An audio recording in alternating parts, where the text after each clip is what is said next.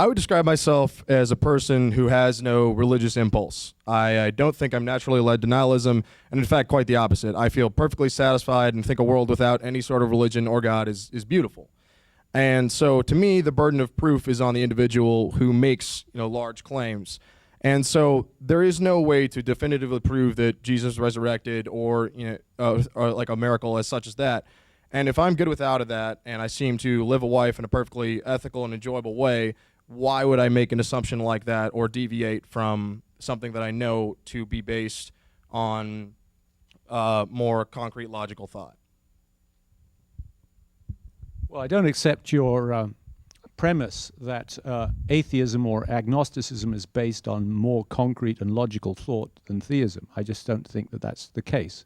I think there are very strong philosophical arguments that you have to tackle whether you believe in God or not, and that in fact, in many ways, the theistic position is more consistent. So, for example, you can point to the fundamental question of why is the universe intelligible? It's not obvious that we ought to be able to make sense of our universe if there is no intelligence behind it. And yet, if there is an intelligence behind it, then that gives us an incentive to believe that we can actually make some sense of the world.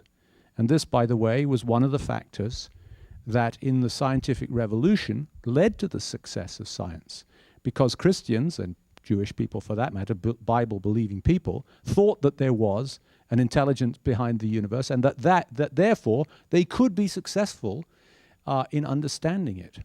And so I don't accept your premise, but to come to the personal point, I think you have to be true to, in a certain sense, what is persuasive to you, okay? So I certainly wouldn't call you to assert or affirm some belief that you didn't believe in.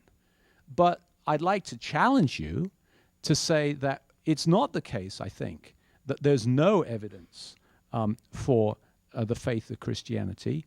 And maybe if you took that seriously, you might find it was more persuasive than you realized.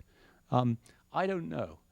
But that would be my challenge to everyone, is to ask ourselves the question, what are the things that we really know about? And maybe there are certain things that we think we know already that we don't know quite so well. So in the university, an openness to this challenge of truth, of Veritas, I think is tremendously important. And it's been a real pleasure to be with you this evening and explore some of these questions. Thank you so much for being here. Thank you very much. For more information about the Veritas Forum, including additional recordings and a calendar of upcoming events, please visit our website at veritas.org.